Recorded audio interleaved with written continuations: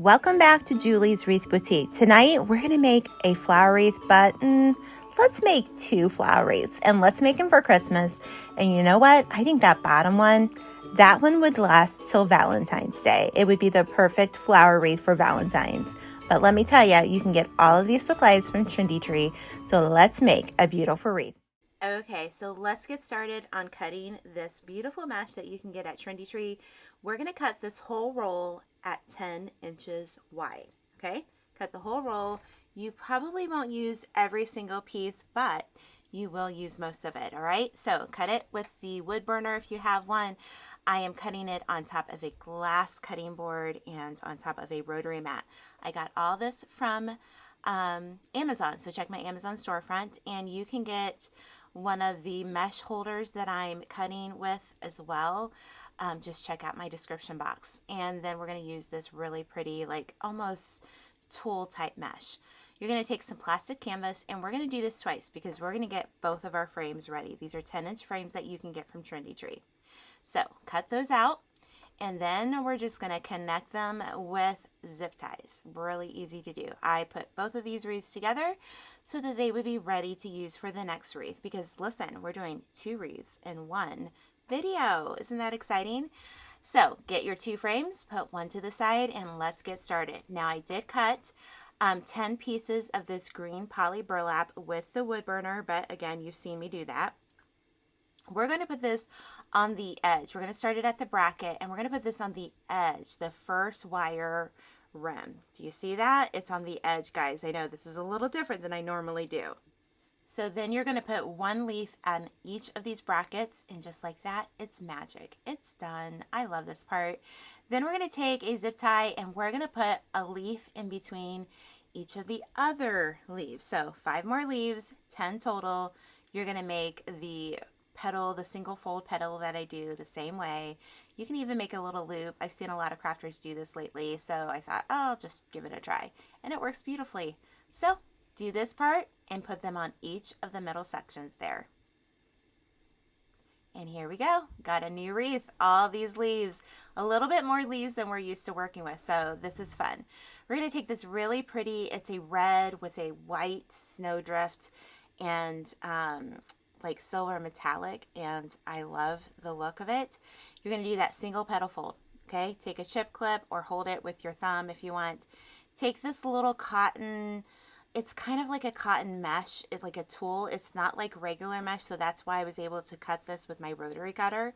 I did try it with the wood burner. It does leave off a little bit more of a smell than I like, but you're just going to double these. See, the one is just not quite as long as the other, and that's okay. This is just going to give the illusion of snow on our flower wreath, which I think is pretty. So basically, we're going to put these on the bar 2, okay, the second bar there, and we're going to put them on in between each of these leaves. So you want to do 10 of these petal folds together. So again, the first one, I'm just going to hold on to that. Take your, like a snowdrift mesh here, this, oh, what did I call it? Tulle. It's almost like a tulle mesh is what it is. And you're going to do the same thing, grab a hold of it, all right, and pull on it if you want. And then just take that zip tie, again, that's on bar 2 of our frame. And then do this in between each and every one of those leaves. So I'm pointing them out right there. That's where you're going to put them.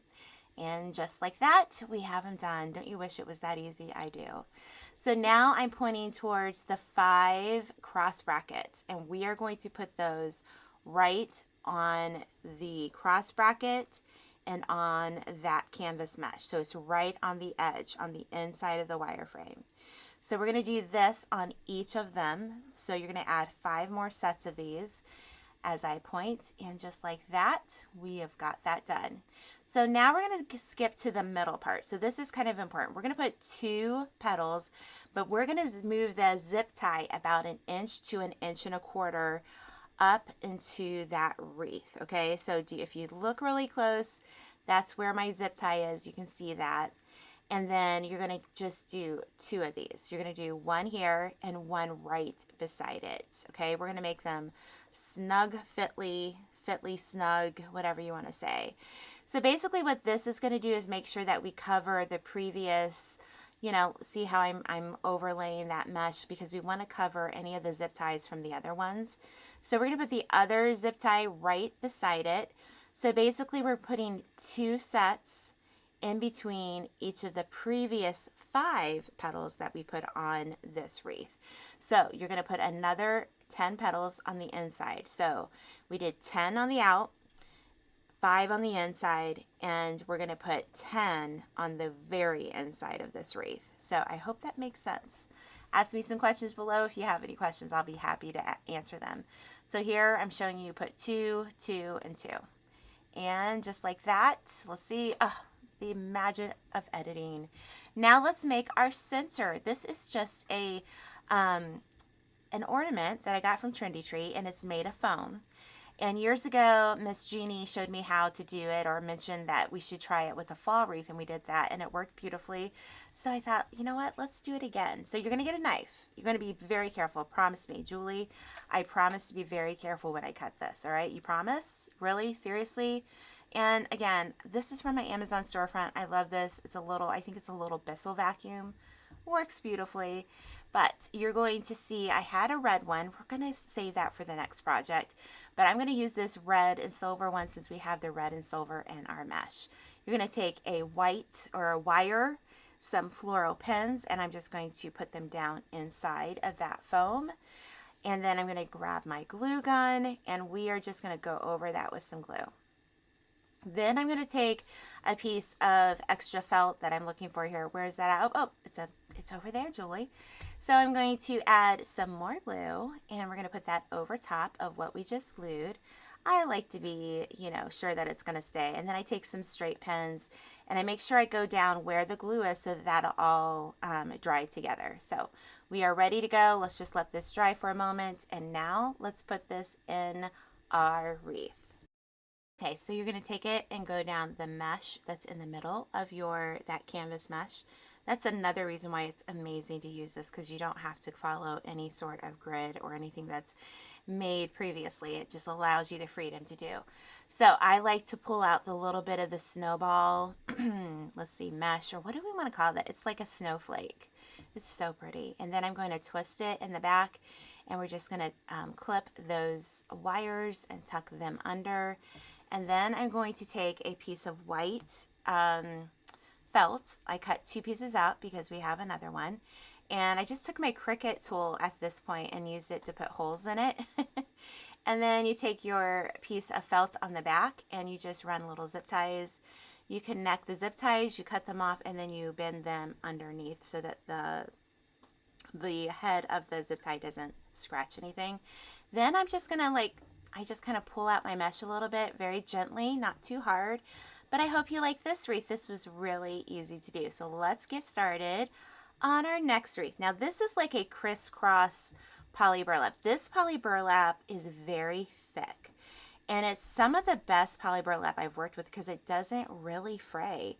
You use that wood burner and it works beautifully. So we're going to do the same thing we did over on our other wreath, but we're going to come in a little bit. We're going to come well, nope, we're going to do exactly what we did in our last wreath.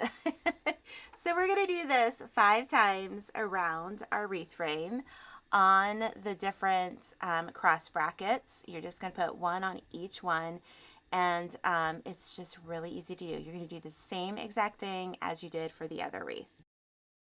Okay, so then after our 10 petals that we put down, we're going to do this differently. So we are going to take this red pipe cleaner, and I'm going to put it on the second bar underneath the first bracket, okay? This is not the normal flower that I do. We're going to do just this easy, like regular petal, and I did this a lot years ago. So you're going to take it, and it's going to lay right in between those pipe cleaners, and you're going to give it one good twist, okay? Again, take another piece, curl side up, meet in the middle, gather, flip it over, and then my instinct is to do the single petal fold, but we're not doing that here. And then we're going to take it, we're going to twist it with the chenille stem, and then if you look really close here, I am connecting it. I am pulling it forward, not too much, and I'm twisting it on the bar in front of it, okay? So we're going to do this on each of these brackets. I'm going to show you how to do it on one more bracket here. And this is a very different technique. I've not done this technique for years on my channel. I actually made a wreath very similar with this same mesh years ago. I didn't do the leaves this way, and I didn't do the center this way.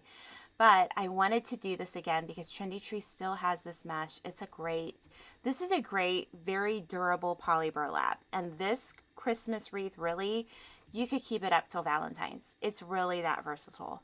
So do it on each of the brackets, the cross brackets, and now we're going to work on the middle section. So we're going to take our zip tie, our Chenille stem. We're going to wrap it around bar 2 and bar 3, okay? And I wrapped it around all 5 sections here. We have 5 of them all together. You're going to lay one petal on top of the other. So understand that each of these petals and each of these Chenille stems, I layer 2 of these, okay?